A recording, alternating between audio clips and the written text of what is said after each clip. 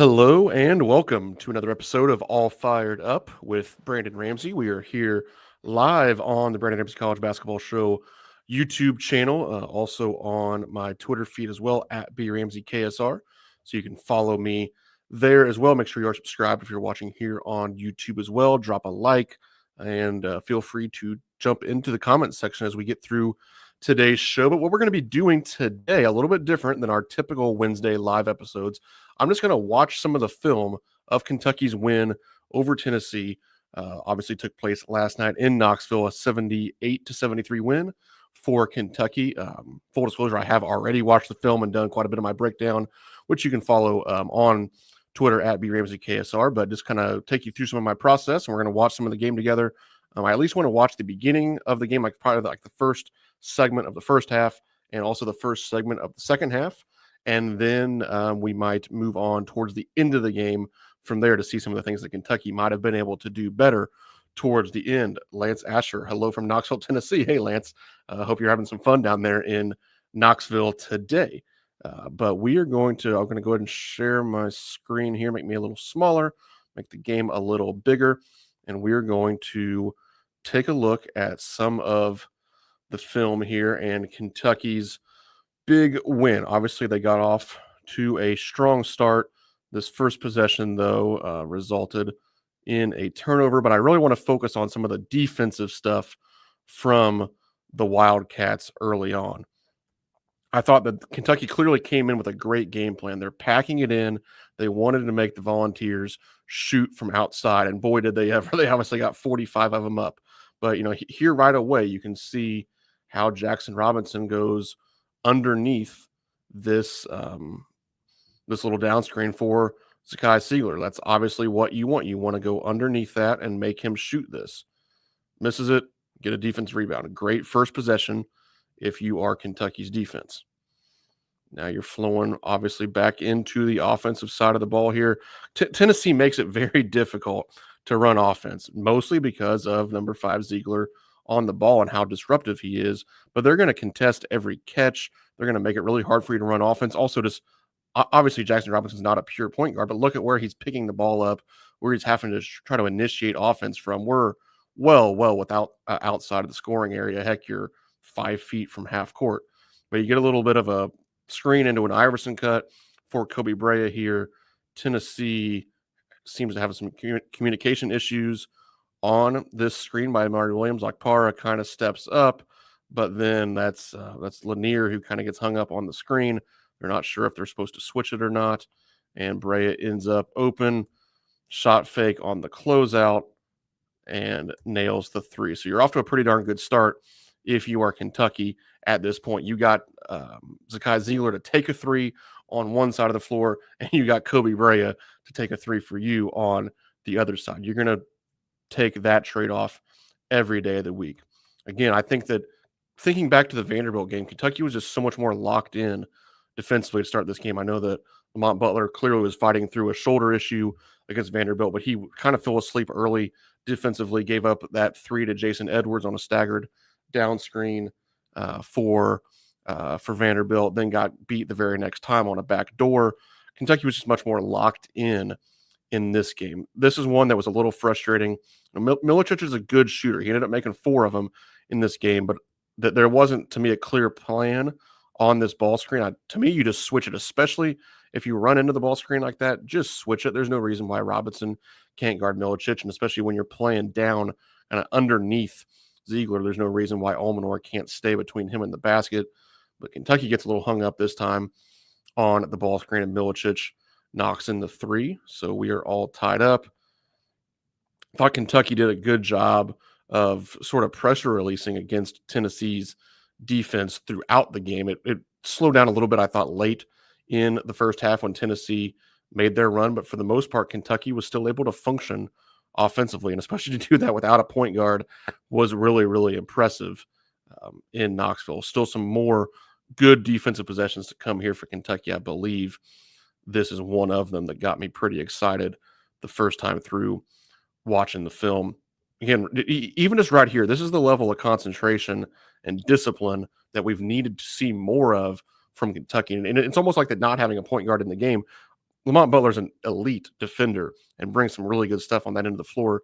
But for a game like this, it does help. Like you don't have to be out here guarding Zakai Ziegler. He's a good player. There's going to be there's iterations of last night's game when he shoots 11 threes. There's iterations of that game where he makes 5 of them and they win going away. But he came in as a sub 30% three-point shooter. He's a much better playmaker than he is scorer. I want my feet inside the three-point line at all times when I'm guarding Zakai Ziegler, and I thought that Kobe Brea especially did a great job of that throughout this game. Once again, you're doing what you're supposed to do. You're just going up through this down screen set for Meshack because he wants to drive it. I mean, there he caught the ball on the perimeter, doesn't really even look at the rim. He's immediately thinking drive it. So you stay between him and the basket here, and you get a low percentage shooter to take a semi-contested 15-foot shot. You'll live with that every day. The Cats are in position to rebound it, and you're going up the other way. So that's a few really darn good possessions right off of the bat for this Kentucky team. Flowing right into the offensive side of the ball. Thought that Kentucky did a better job, and I think that Martin Williams did a better job in this game holding off his man and getting cleaner catches in the middle of the floor. That was obviously an issue against Vanderbilt at times where he just couldn't get open. You just kind of sticking your hand out and you're having to kind of force these passes to him that he couldn't get cleanly. Thought he got much cleaner catches, even against a better defensive team in Tennessee on Saturday. A little bit of a broken play there. Almanor just ends up sort of bouncing it off of Amari here, but it works out as Tennessee gets hung up. You have Milicic. He's not used to having to chase around a shooter like Ansley Almanor. Amari rolls to the basket here, draws the tag from Robinson's man, and then Robinson just steps back. He's as wide open as he'll ever be for a three. Again, you kind of got a little bit lucky with that ball bouncing back to Almanor here, but the result still was just good offense. One guy cutting to the basket, one guy popping back, but both Tennessee defenders go with Amari Williams for whatever reason, and you leave Jackson Robinson wide open for the three. Good offensive execution and obviously shot making from Kentucky throughout this game. This is maybe one of my favorite defensive plays of the game, and it looks simple. I know Zakai Ziegler gets downhill a little bit here. This is what happens when you're 5'9". It's hard to score. He's getting guarded by a 6'4", 6'5" guy that's not a bad defender, and he's at least long. But the thing that excites me the most about this play is look at the other blue jerseys and how little attention they're playing to Zakai Ziegler, because, again, you don't want to allow him to be a playmaker. If you start helping on this drive where he's not looking to score, he is driving it to pass. If you start helping in here, that's how he then hits guys for threes. But as he drives it in there, this is Otega Oweh. He's tightening. I talk about it all the time in the KSR scouting reports. Tighten up to your man as the ball comes towards you. That's counterintuitive. You think you want to go help on the ball, but instead, especially with a guy like Ziegler driving it, where you want to make him try to score it, tighten up to your man. That's Chaz Lanier. You need to close the space. Ansley Almanor, Milicic already made one. Tighten up. You got Meshack over here. Don't have to worry as much about him, especially if the ball's going away from you. But Kobe Brea stays home. Ziegler has to kick it out. You live to fight another day. Now the ball comes back around. Jackson Robinson does a good job of going up through, again, because you want to stay between Ziegler and the basket. You get him to shoot his second three already. Clank, and a great rebound by Amari Williams. Unfortunately, he travels, I think not once, but twice. If we get to it later, we're going to talk. Amari Williams has to be careful. There's times offensively as well he gets that catch where he's kind of starting to travel. There was one, and I don't want to alert anybody of this, especially down in volunteer country, but there was a possession late in the game where he traveled twice on the same possession, and it didn't get called. So I feel a little fortunate there as a Kentucky fan. Yeah, my man Charles says no help, no help, no help. You're exactly right. I mean, Chaz Lanier, he's better from three than he is from two. He's a 43% three-point shooter, and Zakai Ziegler is driving that thing to pass. You have to tighten up to your man as it comes towards you and take him away. We'll be under here from Tennessee. Saw that Kentucky did such a great job of packing it in throughout the game. Like, Tennessee doesn't know what they want to run, what they want to get into here, because there's nowhere for them to go. So much of their offense is predicated on paint touches from Ziegler when he's having a hard time getting true paint touches. Like even here, yeah, it's a paint touch, but he's behind the basket. We'll let him kind of do the Gretzky dribble thing where he goes behind the basket. Again, everybody's staying home to their man as he dribbles that. And that's exactly what you want to happen. And now you have a 5'9" guy trying to finish it up and under. A 6'4" guy gets a little block. Robinson rebounds it. Now you're playing in transition. That is excellent defensive recognition, defensive discipline by Kentucky on that play. Quick hitter here, kind of a drag ball screen. These are the shots that you want Jackson Robinson to continue to shoot more of if you really want to be about shooting more and more threes. I always talk on Twitter, again, at B Ramsey KSR, you can give me a follow. Shoot them all. It's somewhat of a bit at this point, but it's true. I mean, Jackson Robinson is shooting like 45.5% from three in SEC play. He's been excellent. So anytime that you get the space, and you see how effortless he is coming off the ball screens, how effortless his shot is, and he gets it off quick. These are the ones that he's going to have to shoot more of if you really want to be about shooting 33s a game. I know Kentucky only got 24 of them up on Tuesday night, but when you make 12 of them, it makes up for maybe what you may lack in volume. Kentucky's up 9-3. Just a fantastic start on both ends of the floor. If you're Kentucky, even right here, just this activity level from Mario Williams, I would probably prefer him, honestly, even to stay back just a hair, just to make sure that Okpara can't get to the lob. But if you're going to go, you got to be aggressive like that. Either get a steal or foul or get the deflection. He gets a little bit of a deflection there, makes Lanier pick it up, and now always back in front and recovered. Jackson Robinson's tough on the catch there. And now halfway through the shot clock, Tennessee's having to reset and try to run something to score against Kentucky. Makes it a lot easier for Kentucky's defense when they don't have to. I mean, I know the possession goes the full 30 seconds, but they didn't really have to guard the full 30 seconds because they come down, they try to run something, it doesn't work, and they back it out and try to run something again. Bail them out with a foul there, but that's the second straight, essentially 30-second defensive possession for Kentucky. That's really, really good to see against a Tennessee offense that honestly they do execute at a pretty high level, even though they don't score a ton of points. This is an example here of just how tough this Tennessee defense is to operate against, especially when Zakai Ziegler's involved. Like, he just doesn't get screened at all. He's able to fight up into your body and just blow up all these handoff attempts. I mean, Robinson gets that one, but look how far out he is. You really want that to be down in here to really put some pressure on the defense, but Zakai just pushes everything out so far. It's impressive how he's able to do that. Good pace there by Jackson. Just happens to miss this one. But overall, you're still getting some pretty good offense if you're Kentucky here. Start the game. You jump out and down this ball screen. Good with that. And Amari Williams does a good job of being in position. I remember showing a clip from the Vandy game, I think on this YouTube channel, about how there's times where Kentucky jumps out to down those screens or ice them, whatever you want to call it. And Amari Williams doesn't get himself in position. He's still kind of over here with his man, but somebody has to be between the ball and the basket if you're going to force it down away from the ball screen. We try to get out and down it again. He just picks it up. Perfect. Now Kobe Bray is on Zakai Ziegler, again, keeping his feet well inside the three-point line. That's what we want to see. I would back out even further if I was him, but here we're downing another one, or he ends up sort of setting it downhill, so you don't have much of a choice. But Amari recovers, but this is a great job by Kobe Bray of staying in the play. Don't let yourself just kind of get screened or get beat and give up. You're guarding a 5'9" guy, and he comes back and gets an awesome block. This is fun to watch. I'll just let it run this time.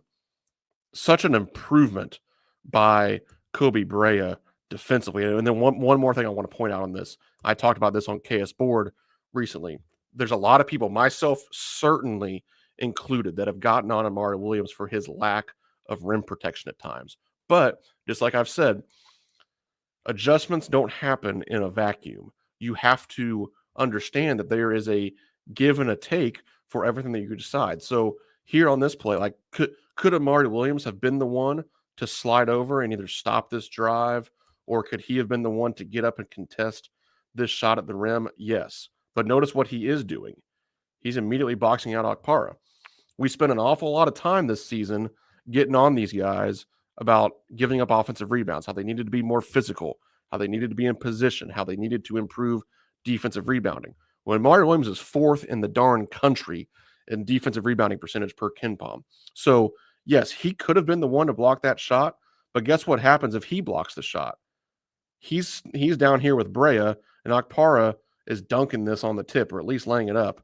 But because he boxed out first and let Brea do the defense, he's able to come up with the rebound. I'm not saying one's right and one's wrong. That's just a really good example of the trade-off there, as to if you go and try to block some of these shots, then you're just going to give up some offensive rebounds as well. And I think that was especially, heck, they still got almost 40% of their rebounds last night. You want Amari to get some of those rebounds. Going back to the comments here, Travis says last year they didn't even talk about this stuff. I really think that it's just true, Trav. Like it really is true that they were not as detail oriented as this group is, and that's, it's easy to get on Coach Cal and the staff, and I do some of that because I don't think they did a very good job, but some of it was just their style. Like that they believe that we're going to worry about us and we're going to focus on our own development, and kind of whatever they throw at us is what they throw at us. This team is much more kind of traditional, what you and I are used to in terms of having a scouting report and going through things that way. The username Nobody says, I hereby this Kentucky team the Remarkables. I've heard that one before. I think that one is kind of gaining some traction. No coach had such a late start and has done so much with so little so fast. It is remarkable. I certainly agree that part is remarkable. This is a roster. People have to remember this is a roster that was built in 2 months, essentially, from the day that he was introduced to the day that Kentucky signed their 12th guy. I think that was it. It might have been exactly a 2-month period. And I think a lot of us kind of thought it was a top 25-ish roster. We were all kind of hoping, can you win a game in the NCAA tournament? And now look at where you are. You have one of the best resumes in college basketball. You have 7 quad 1 wins. 6 of those are quad 1A wins. You legitimately have one of the best resumes in the entire country, because all of your losses are still quad 1 as well. So it's really, really impressive where Kentucky is at. We're getting close to the first media timeout here. I forget how much more happens before that. We'll go ahead and let it run here for just a little bit. I mean, that's just special stuff from your 7'5" man. I know that he makes some mistakes. I know that we're all kind of hard on him because he looks like a Greek god, and you feel like there's some things that he should be able to do a better job of. And there are, just like any player in the country, he has some room for improvement, but he essentially played point guard on Tuesday night in Knoxville against a top 10 team, the number 1 defense. Kentucky did not have their starting or backup point guard, and they had a 7'5" man essentially play the 1. And it was incredibly impressive how he was able to do that. Here he is literally coming off of a ball screen, gets downhill, delivers the pass to the corner. Ansley Olminar knocks in the corner 3. I mean, first of all, Ansley Olminar is automatic from that spot. Then just that playmaking that Amari Williams showcases is really, really special. Then on the other end, this is one, you get a little bit lucky. A great drive, some playmaking ability there from Tennessee. You get Lanier, he's wide open. Just happens to miss that one badly. That's how you end up winning some games on the road.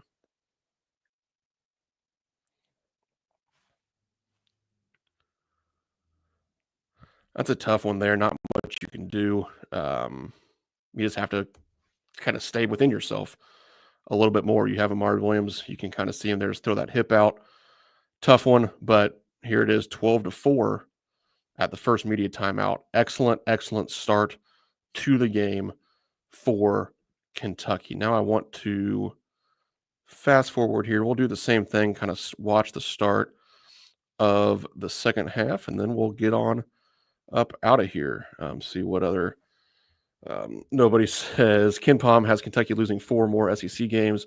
That'll give us a double bye for the tournament. Yeah, I think so. I think that Really before the season, my goal was to go 11-7 in the SEC. That's currently what Ken Pom projects us. Now, I think we have to be careful about kind of living and dying with the Ken Pom projections after each game, because heck, it was just 24 hours ago that we were projected to go 9-9, and we didn't feel so good. So I don't think we should let ourselves get too high. Now it's coming off of one Tennessee win, but getting the double bye is going to be huge, as you're saying. I mean, it's arguably harder to win the SEC tournament this year than it is the NCAA tournament, just because the quality of talent 1 through 16 is so special. So obviously that 11-0 run by Tennessee at the end of the first half was not pretty. And I think that a lot of us were probably sitting around thinking, man, we might have just lost our chance there. It's going to be really hard to come back against this team. I said it publicly. Even I wasn't sure if Kentucky could get to 70 points at this point, just because of the way that things had gone for Kentucky offensively down the stretch of the first half. Obviously, they came out and scored 48. They got the lead back quickly and never relinquished it. So just a really incredible job by Kentucky. Here you get into a little bit of a double zoom action. Get the ball to Kobe Brea.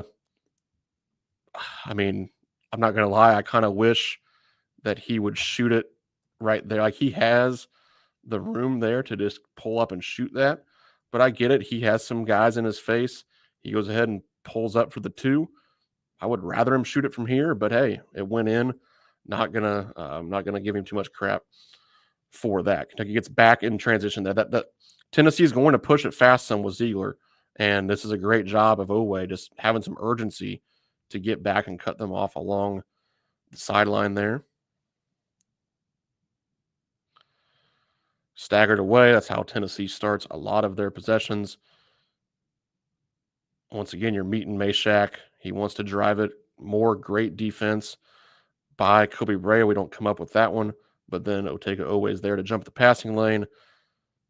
You're 42 seconds into the second half. Kentucky now has the lead. I believe Tennessee only led for like a minute and 20 seconds of this game. Obviously, the final minute of the first half, and then the first 30, 40 seconds of this half. It's kind of crazy how Kentucky almost went wire to wire on Tuesday night. It's a pretty strong contest there. You're staying on his hip. He has a relatively clean look, but he can feel Oweh kind of coming down right on his hip there. He knows he's there. That makes that shot tougher. And then you're fighting on the glass here. It's a tough one. Gets a couple extra bounces. Olminar's there to come up with it. Now we're playing in transition. It's always good. I do not mind that shot one bit. Again, you have to decide, are you really about shooting 33s a game, or you just want to talk about it every night? Because to be honest, right now, we're just talking about it. And that's even still true with Tennessee. We went 12 of 24. But if you truly want to shoot 30 plus threes a game, then you have to this is how you get there.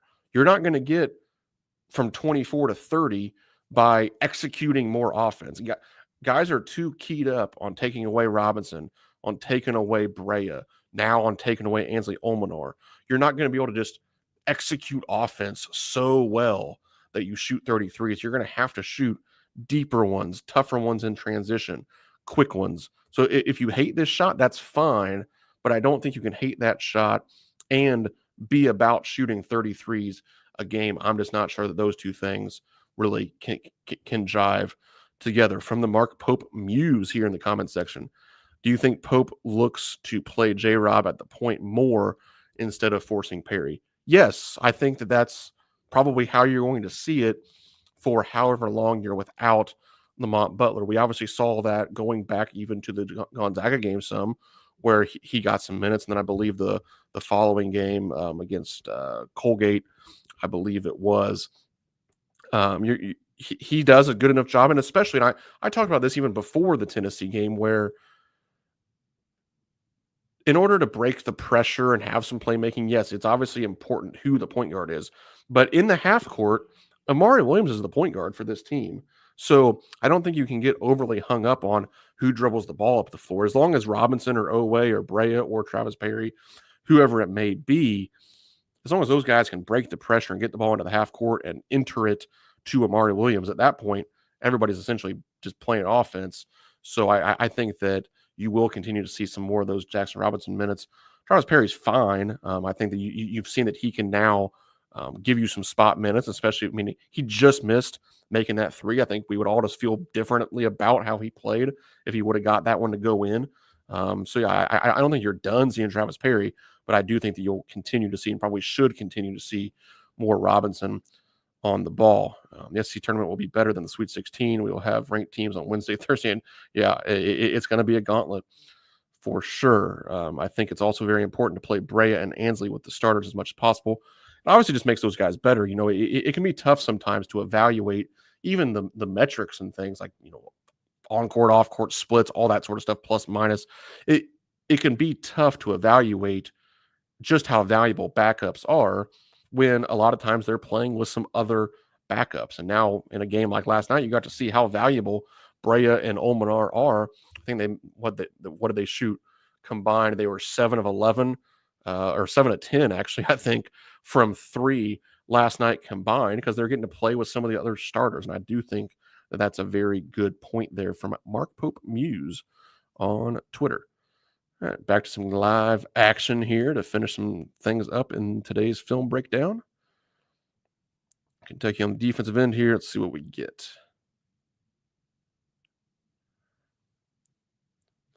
This is something I talked about pregame. I had a video clip of it on Twitter, again, at BRamseyKSR.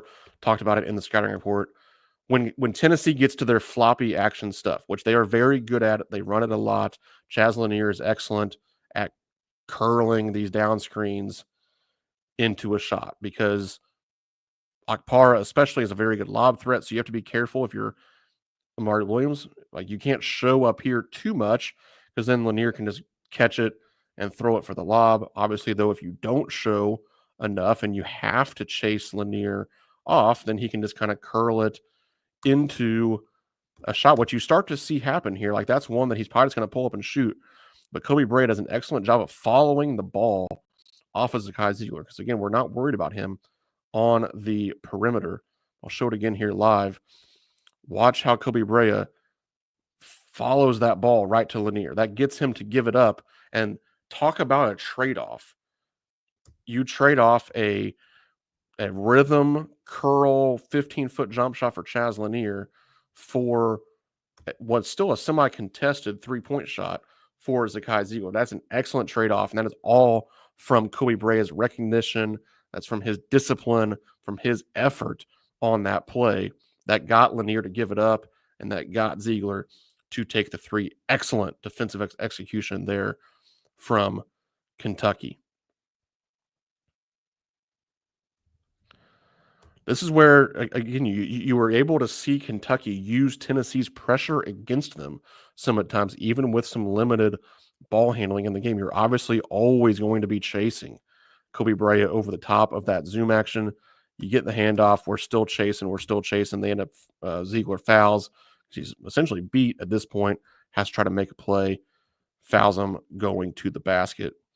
Thought that Kobe Brea, Otega Owe, those guys did a really good job at different times, especially later in the game, where that pressure continues to get turned up and turned up. And it's not necessarily Kentucky's strength. It's not what they want to do. It's probably not what any one player is most comfortable doing. But sometimes against that pressure, you have to be able to just put your head down and get to the rim in a straight line to relieve the pressure, because it's hard to pass it around the perimeter. It's hard to get into your offense. So you just have to get down and make a one-on-one play. And Kentucky made enough of them to win on the road last night. This is one I'll admit. I mean, I love this little hand back here. Jackson Robinson is wide open. I love Mario Williams. We sang his praises as much as possible after last night's game. I probably wouldn't toss it off to him very much inside, because it just doesn't get in the basket at a very high rate. I would much rather J-Rob just shoot the little floater there, because he just doesn't go. I mean, watch where Amari catches this compared to where he ends up shooting it. Again, you're 7 feet tall. You're 262 pounds. Once you get that catch, that right foot needs to come here, and then you just need to go up with two hands and go to dunk it. You're either going to dunk it, you're going to get fouled, or both is going to happen. But instead, He pump fakes. He gets further from the basket. He fades away. And yeah, he gets fouled, but he goes and makes 1 of 2. I would much rather have the 2 and maybe try to tack one more on. That is one critique of Amari Williams still at this point. Makes 1 of 2. We'll try to get to the media timeout here before we wrap up. See what Kentucky gets on this defensive possession. Jackson Robinson is now on Ziegler. Yeah, tough one there. Just kind of get hung up on this down. He ends up ghosting it. Kind of wanted to switch. If there's no screen, there's no switch. Again, that's one where when you can see it coming, you can still switch it even though he slips out of it. Like there's no reason for Kobe Brea probably not to just step over here and cut off Milicic's right-hand drive. A little miscommunication. Give Williams credit for trying on that one, but makes a good play to dunk that one home. We're tied here at 35-35. I'm not sure how many more tie scores we even had from this point going forward. It's another one. These are the frustrating plays from Amari. I mean, he catches this and just sort of throws it at the basket. Like, hey, 10 points, 15 rebounds, 4 assists. We're not gonna critique him very much here. Probably need it. This is one that we've done such a good job all game of staying tight, staying disciplined.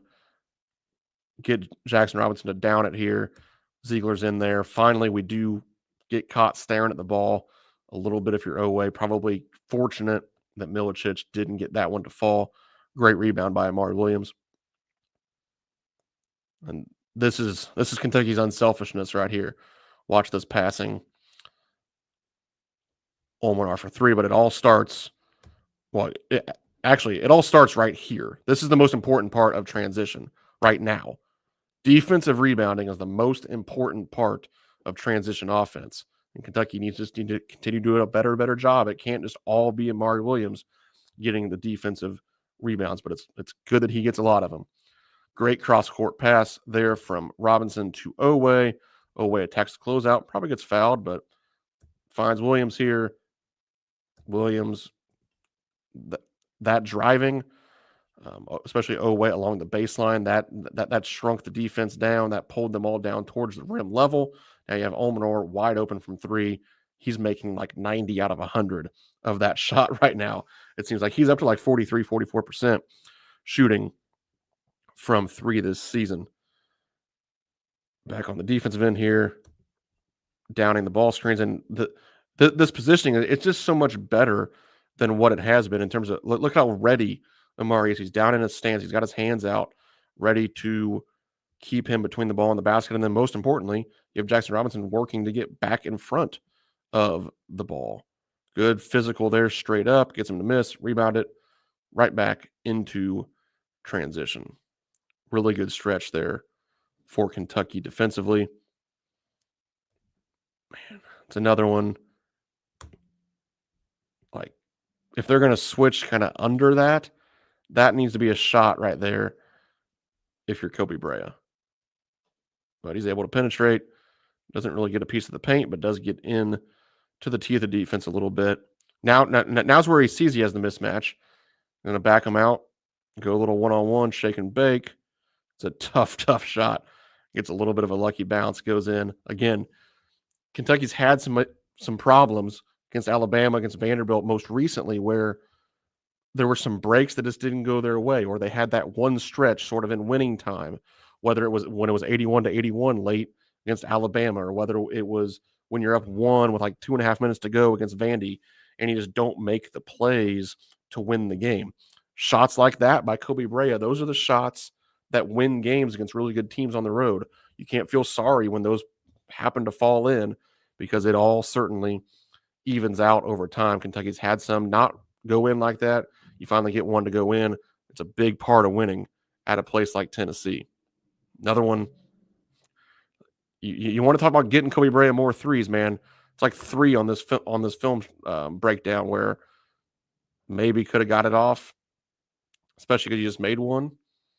but you get the same mismatch this time. Probably just needed to back it out more to get a shot off, but then great job getting in there. I mean, Kobe Bryant had probably his best game going to the basket on Tuesday night against Tennessee. I think that the pressure that Tennessee put on him on the perimeter was really impressive to see him be able to get downhill, beat some of these guys, then Amari gets it off just in the nick of time to beat the shot clock. Grant Grubb's in here. What's up, Grant? He says, preach. Thoughts on Amari going to a guard there instead of initiating the fast break himself like he often does? I didn't catch the comment in time to know exactly what play you're talking about, but generally speaking, I don't like when Amari dribbles it too much in the backcourt. I like the ball to be in the hands of one of the guards as much as possible to get into the half court, because I just think it moves a little quicker and smoother with those guys, and then B, I like Amari playmaking off of a catch as much as possible. That's something I've broke down a little bit before, especially when he had some of those early season struggles with turnovers. I think he was dribbling too much and he was having to play make from a live dribble. That's a lot harder than when you can get a catch and survey the offense. And then if you need to dribble to make a play, if you need to dribble to shorten a pass, you can do that. But obviously you can't do those things if you're already dribbling. So more than anything else, I like the guards getting it down the floor so that then you can hit Amari at that top of the key point and then play make off of a catch as opposed to off of a dribble. And there we're heading to a media timeout. You quickly erase that 33-30 deficit, and it's 41-37 Cats. They never look back from there. But we'll go ahead and wrap it up at that point. Heck, man, these go really fast from just sitting here watching film. We're already to 37 minutes. But really appreciate everybody tuning in today. Hope you enjoyed getting to watch me go through some of the film live there. Just kind of gives you a behind-the-scenes look at what I'm doing when I'm sitting around down in my basement or in my office, grinding film like I enjoy doing for Kentucky Sports Radio. So if you're in here today, please make sure you are subscribed to the Brandon Ramsey College Basketball Show on YouTube. Leave it a like, comment, and subscribe. Also follow me on Twitter at BRamseyKSR. We're doing these live every Wednesday at 12:30 p.m. Eastern Time, and we might do some more of these live film breakdowns since this was a lot of fun today. Thank you all for being here, and hope you have a great rest of your day.